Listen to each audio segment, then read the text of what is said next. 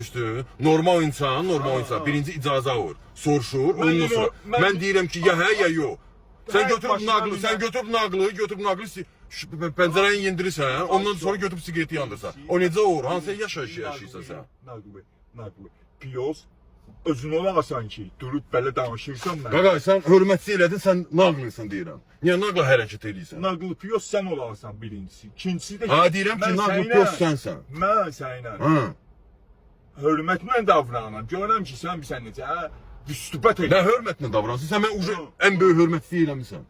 Eləmişəm. Bəli. Poyuz o. Sən ən böyük hörmətçi eləmisən. Ay qaqaş, mən poyuzda deyiləm. Ay qaqaş, poyuzda deyiləm mən. Öz maşınımdayım. Maşınındasan. Bəli. Onda sür, qabağa get.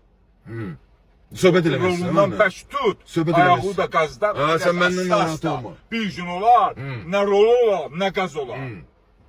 Qaqaş, sən mənə dastan danışdığına xəbərim var. Dastan danışmıram. Bir gün olar, nə rol olar, nə qaz olar ayağının altında. Ha, ola bilər, hər şey.